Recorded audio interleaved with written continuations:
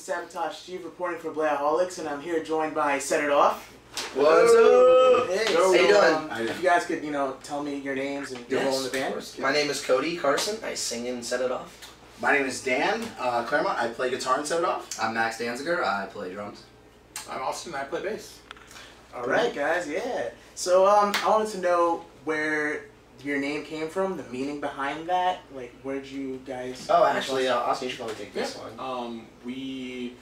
I was on my way to a MSI show, and I was listening to a Fall Out Boy album, Pigs to Your Grave. Yep. And the song "Come Before the Storm" came on, and the chorus was "Come before the storm, set it off."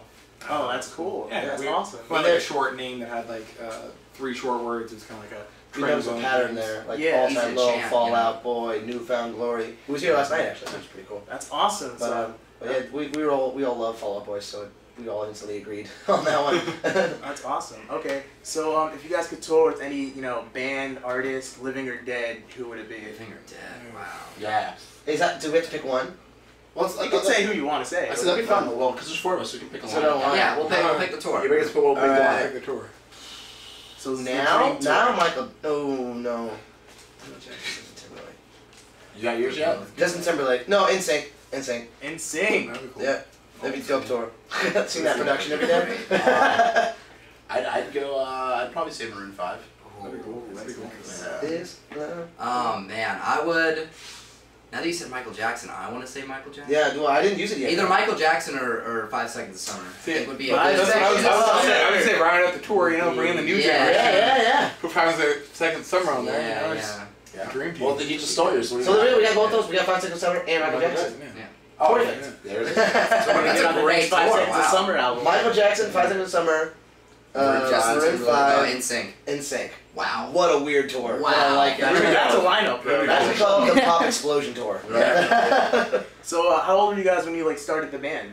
No, 19, 18, 19. 19 Yeah. years old. Yeah. 18 was when it began. 19 is when I think we can say we first actually started it. Cause, we had all those songs we were practicing for the longest time. We had a rehearsal that would go to we would have, what was our rehearsal schedule? Start at midnight, go to 4. It's the worst. He was insomniac. He was like, "Yeah, this is when we're gonna practice." That's great. Why? I never realized that not everyone else stays up as late as I do. But that's why that happened. So are your parents supportive of the band, the things you do? Absolutely. Yeah. Absolutely. I don't think we'd be here if it wasn't for them. Yeah. We're really fortunate to have the situation that we're in. Each one of us have the same goal and the same mindset as far as what we want to accomplish, and then our parents all have our backs. And you hear a lot of stories about bands where they don't have that, and having that support system is kind of amazing. Yeah, that's awesome. Parents, supporting you, helping you through everything you can do. Yeah. Because there's other people that they come up and their parents don't really care what they're doing. Yeah. So that's really great. So honestly, what we're doing on paper is insane. It's ridiculous. So to have that, you're chasing your dreams is awesome. All right. Well, as a band, as a group, what is your guys' biggest struggle? Biggest struggle in general, I think. I feel like to choose the right decisions. All the Yeah. time we'll be like, "Okay, cool, we want to do this." All right, well, here's options. Here's things we could do. Is this the one we want to go through? Would that other option have been a better option? It's honestly the music industry is like a giant maze that you're in together, and you have to choose the right turn to make every time. Alright, sorry about the new location change. A lion came in and that lion was on fire. We had to fight that lion, and that lion's fire unfortunately set the whole room on fire, so we had to change. We're on fire now. My priceless Fabergé egg collection is ruined. Ruined entirely. Forever. Pretty upset. Yeah. What a loss. Well, whatever. No, we made it. We made it. We survived. We're now in Africa. It's been a while. It's a long time since we've seen you. Yeah, We're able to continue this interview. Do this and fix this. We're the same thing. Yeah. I'm really glad we were able to find her. Appreciate this interview. We're fighting for it. Really. All right, so let's pick up where we left off. Let's do it. Yeah. What was that last one? Last one was the biggest struggle as a group. Okay. Oh yeah. Oh yeah. The decision making. Yeah, decision, trying to make the right decisions. You always have all these options, all these should we go for this tour, should we take this, should we push the band this direction, what's the best way to reach these fans that we want to reach, all that stuff, How do I reach these keys? How do I reach them? Push it forward! It's like they're on a ledge and even with just with writing music, one struggle that we have with this new album is we started so going into cinematics, we had this mentality of, alright, we want to write spooky minor key songs, and we want orchestral instrumental because we put ourselves in this area where like we have to be this sound because we don't think anyone's really capturing that sound right now. When we were writing for Duality though, we just kind of decided, screw all that, let's just write good music. Let's write songs that we genuinely love and enjoy, derived from inspirations of things we used to listen to growing up. So that decision of making this change, but we always change our sound honestly every record, but deciding to make that big of a change was a big decision. It was a tough decision, but I think that was a really important one to make. Yeah, you know, speaking of cinematics, I heard somewhere that you guys donated money to like school programs. We did. $2,200. Yeah, it was around right under it. We were all like involved in like music education growing up, and we understand how important that is. And when Dan and I were in high school together, we were in marching band, and we would constantly hear about music programs getting cut from schools. Yeah. And that if that would have happened to me, that would have destroyed me. And I know Dan. Yeah, no, as we wouldn't well. be doing this if it wasn't for that, to have that outlet, you know. And a lot of kids. It really was an outlet too. Yeah, because a lot of kids, you know, they hear gang violence and drugs and alcohol and all those kind of things when you're that young. That's not something you should be affiliated with, and that was a good place for people to get away and rebuild, you know. Yeah. So that's a cause we can really get behind. Like we see a lot of other groups that are very like very much humanitarian, or like they'll have programs to get behind. But I think that's the one that we can really stand behind and really truly believe in. That's honestly like amazing. Thank you. I was Thank you. in music program, all that, and it was my life. That's Yeah. where I went to. Exactly, it's a family. Yeah, it definitely. Really is a whole family. Definitely. You know, Yeah. speaking of school, how was your high school experiences? What kind of students were you guys? Oh, I was a dork. Yeah, we were definitely the band kids. Yeah. Many of us were very cool. Yeah. But high school, I mean, it was high school, you know, Yeah. you go through your ups and your downs, you know. Really. Yeah. I had braces. Yeah. That's unfortunate. Woo. I went to a High Catholic school.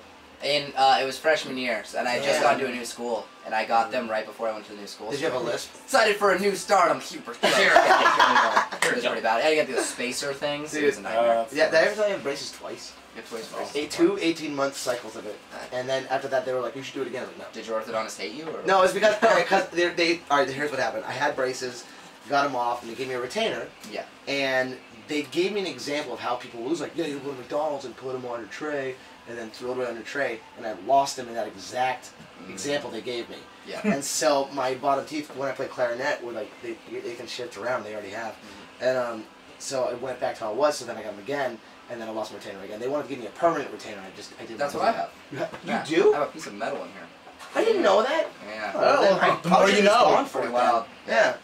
All All right. Literal constant brace face. Nothing like that. I had no idea. All right. Well, how do you guys feel about like fans approaching you, during your daily routines, like going to the store, or if you had a movie? Flattering. Yeah, Yeah, it's exciting. Yeah. You guys like that? Yeah, it is. Yeah. It's like I love it's a nice little shock value because that's the last thing you expect while you're out trying to buy some groceries for yourself. Yeah. And when somebody comes up to you and tells you they appreciate what you do, it means the world that somebody took the time out of the day to go and talk to you. Like you can't beat that feeling. And ultimately, like, we all want to be a successful band. And see, and hopefully we can reach our music to the masses. And when you just go out on your own with no intention to meet anybody that's involved with your career, and people come out and they talk to you, you're just like, oh my God, like this is our band's growing. Like, this is really cool. That's awesome.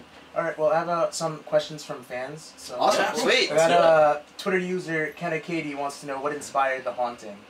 Oh, well, it was a girl that I was dating at the time that I was really upset about the situation because it was basically a secret relationship. I didn't want it to be. I wanted to kind of be public with it because I really liked the person.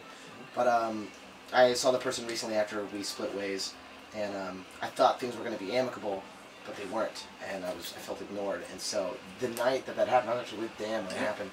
We went back to Brandon, and I was so angry. I was like, let's write this. So we just busted out the lyrics, and that's why there's so much anger in it, because it was so fresh. So it was really easy to kind of emote exactly how I was feeling. All right. Yeah. Twitter user Today in Africa asked, will you please let me sing with you? And do you see your music ever getting heavier? Oh, heavier? Definitely not. No, You never know, but like probably. And honestly, like it's like going back to that thing of cinematics. Like I don't ever want to be like, let's write this kind of album. Let's write. If we write a song and the moment strikes, we're like, oh, we used to listen to this kind of band, Avenged Sevenfold. Let's try to use that inspiration. Then sure, but that's not a goal. We never have a goal of a genre.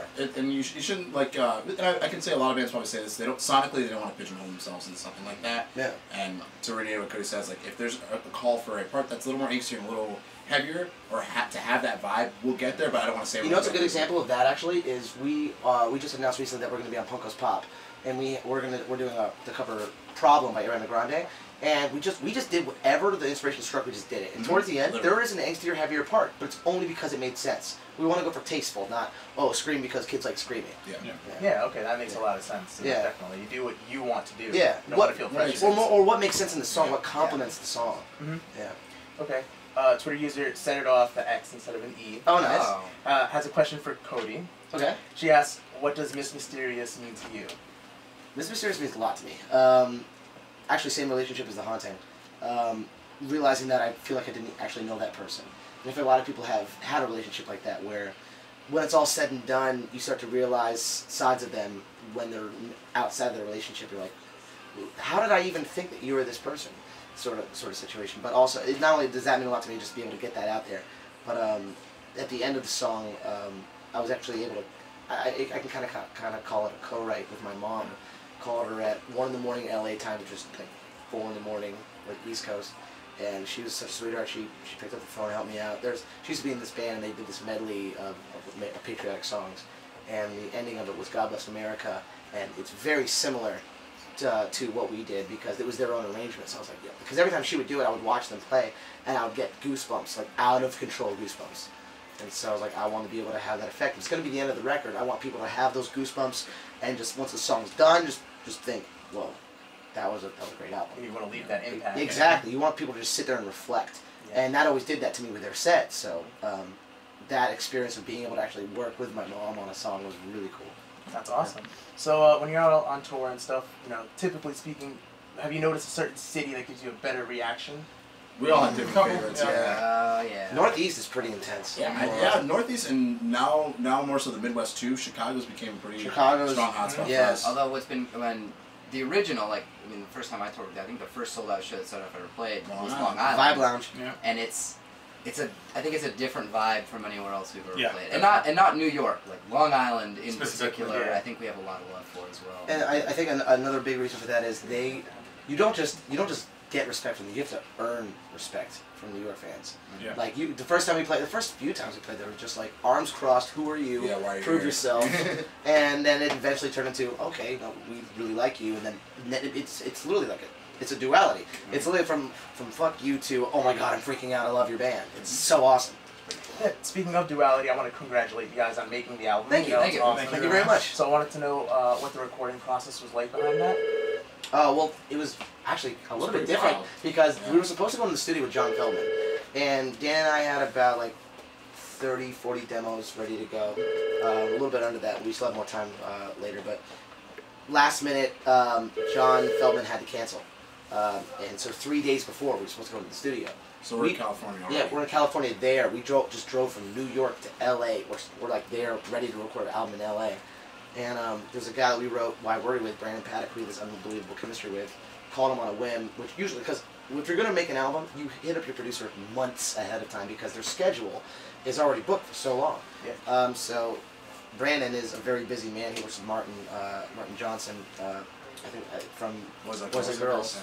And Martin's like busting out hits left and right, so he's heavily involved in the pop world. So I didn't expect it to be asked, but we called him and he said yes and built a whole team for us and really saved our ass. So the recording process was chaotic, but honestly kind of relaxed because we felt like we had a little bit more time. So we were able to really spend a lot of time on pre-production, making sure every song was the best possible song, where if we went into another realm with just a regular producer, no matter who it was, if we started on that date, whatever we would have to do in a span out amount of time. There was no deadline end date. We were more along the lines of, it's done when it's perfect. Yeah. It was really nice to take our time on it too. I mean, like you said, there's no end date. I think we were anticipated to finish at a certain time, and then we took our time. We were home a month or two later than we should have been. We actually had a home show, and we didn't want to cancel it, so we flew home for like the night before the show, played the show, and then at 6 a.m. after that night, always got back on a plane, flew back to California to finish recording. Didn't cancel. We went for it. Yeah. So it was crazy, but it was worth it. more on the record. I heard you had 2 guest spots on the record. Yes. William Beckett and Jason Lancaster. What was it like working with them? Incredible. Collaborating? Well, we've always been a huge fan of Jason Lancaster's voice, and in that song that he was featured on, we actually had that part written since 2009 when we were like, I think he was Mayday Parade then, or he's in that transition from Mayday Parade to Go Radio. Yeah. Either way, we didn't have any connection with him then, so we had no means to do it. But when that part was written, we knew no one should sing that part but Jason, and so we held on to it because in the next record we put out, it made no sense to have that song. So it was kind of on the shelf for a while. So we brought it back for this record, and it did make sense to put out. And so we hit him up, and he was immediately down to do it. And God, he just murdered that part. So good. Unbelievable. So good. And then William we met on the tour we did with We Are the In Crowd, and just really had an awesome connection with him. He's like a brother. He looks out for you. He's just a kind, talented person. And so obviously you want to work with someone like that. And he showed us this song where he had an angry voice, and he never showcases that side of him, and I thought that was kind of a shame because he's so good at it.